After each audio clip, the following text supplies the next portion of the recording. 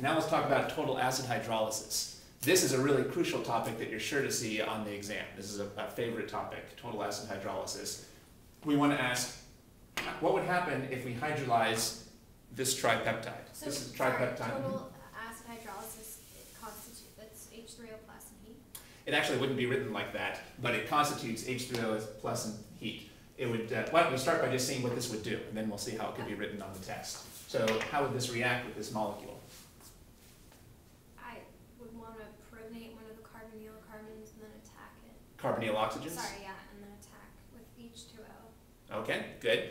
Now this is hydrolysis. So which bonds are we going to break? We're going to break the amide bonds. The key thing is hydrolysis hydrolyzes amide bonds. Remember that hydrolysis means breaking with water. Hydrolysis means breaking with water, and what are we going to be breaking? We're going to be breaking the amide bonds. But hydrolyzes, you said. That's a good way to say it. Hydrolyzes Right. amide bonds. That's right. Now actually, let's do this instead. Change what you have in your notes. Let's call this glycine, and let's do asparagine and lysine. So I changed this group to asparagine It's over ASN? here. Yeah.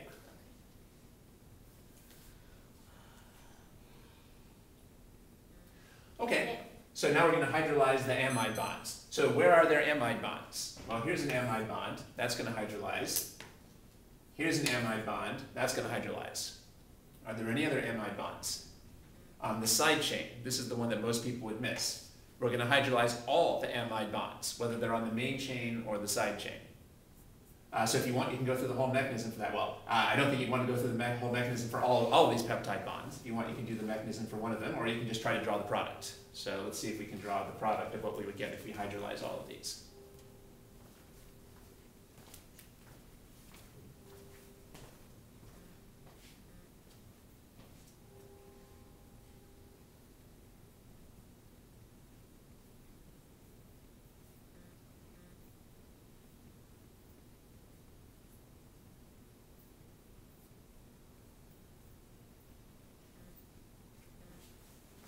Do we know if we're in base or... Oh wait, we're in acid. Specific conditions.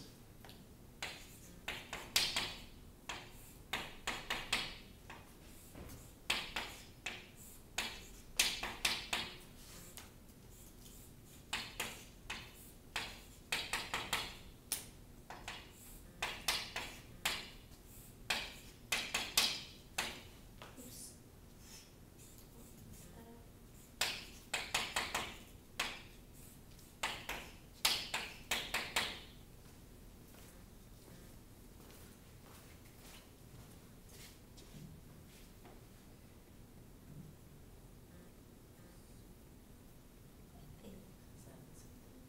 Okay. Oh, That separation. okay, good. Yeah, good.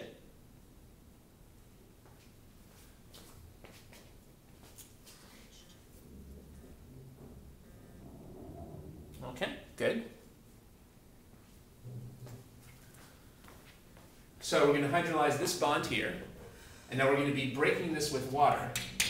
I guess we're not going to go through the full mechanism because we saw the mechanisms last time, but remember that the elements of water are going to add. So I'm going to break this bond, and on this side, I'm going to put in the OH group, and over here, I'll put in this hydrogen. And then we would have to hydrolyze this bond over here. This is the one that many people would forget because it's on the side chain. But again, we break the bond. Here we put the OH, and here we put the other H. Here's another amide bond. Here we put the OH, and here we put the H. And that's the end of the amide bonds. That's all that we have to hydrolyze. Now there's another factor that it looks like you guys were taking into account, which is we know that these are things that have two different forms under acidic or basic conditions. Well, we're under acidic conditions, so this is wrong. I need to protonate this. That was... Under acidic conditions, this would be protonated. Oh, even though it wasn't even in our... We didn't... It wasn't part of the hydrolysis, but it's still in the acidic conditions, so that's still going to protonate. Okay. This nitrogen doesn't know that what we're trying to do is hydrolyze. It sees all the protons, and it's going to pick up a proton.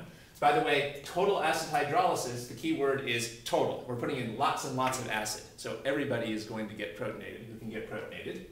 Now, that means this should also be protonated. Looks like you guys were getting that right, so I should put on another hydrogen. I put in a positive charge. This guy should be protonated with a positive charge. Did you remember to protonate the side chain over here? Remember that there can also be acidic or basic functionalities on the side chain. Here we have the side chain of lysine, so that should also be protonated.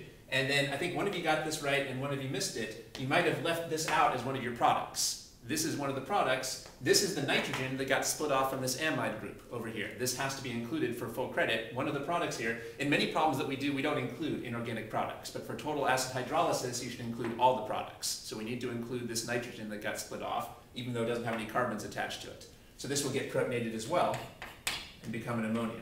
Oh, so we do even another protonation, because it's already NH3. Oh. NH3 is just a normal neutral ammonia. I'm sorry. So in order to put it in this protonated form, you have to make it look like this. Notice that if you have a primary amine that's protonated, it has 3 hydrogens. But if you have ammonia that's protonated, it has 4 hydrogens. Wait, how did you get NH3? Because it's NH2 when it comes off, right? Well,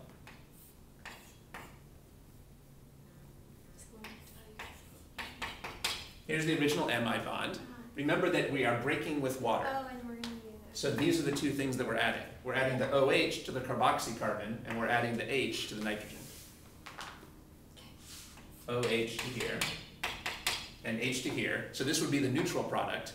But then because we're in acidic conditions, we have to add still another hydrogen.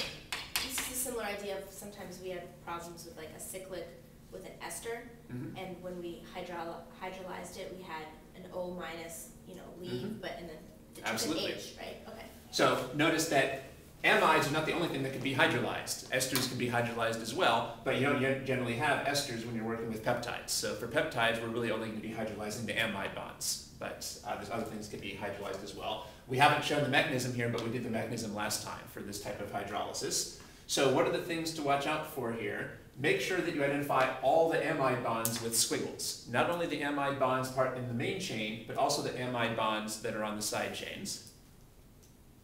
So identify all the amide bonds with squiggles, and then hopefully you'll be getting enough practice that it's very easy for you to draw what they look like after they've been hydrolyzed. And remember that because this is total acid hydrolysis, you should then put all of the amines in their completely protonated form. You need to put all the amines in their completely protonated form.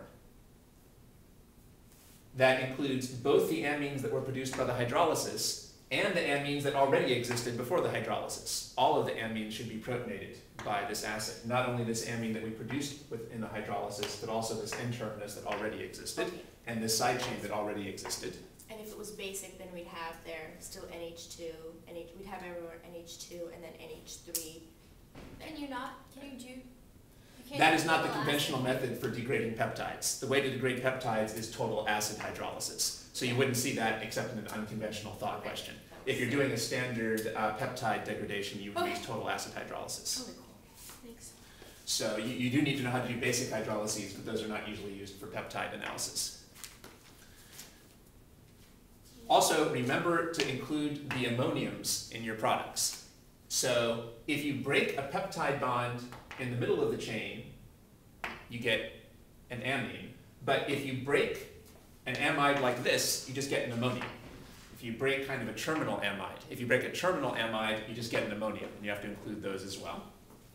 So this is the idea of total acid hydrolysis. Now, like I said, this is not how this would be written on the test. So how would this be written on the test? Well, they might just write it as TAH, total acid hydrolysis, or they might write it as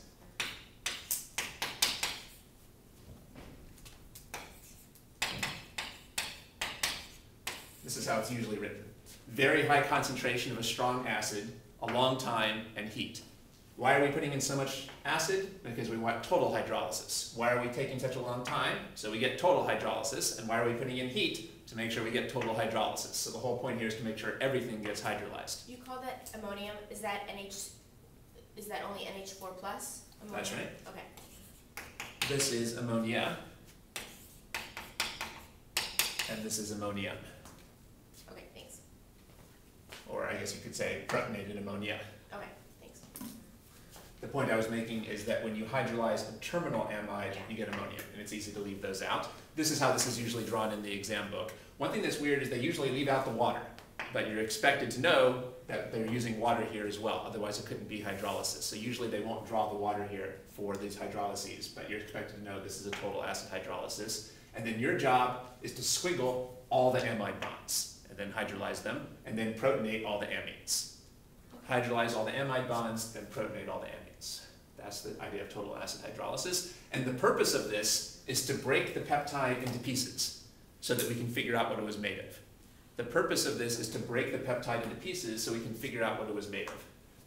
One of the main topics in the last couple weeks in the course is how to figure out the structure of a peptide, how to figure out what the primary structure of a peptide is. Well, one of the key steps is to break it into little pieces so that we can analyze what are the amino acids. This is a method. Yes. Okay.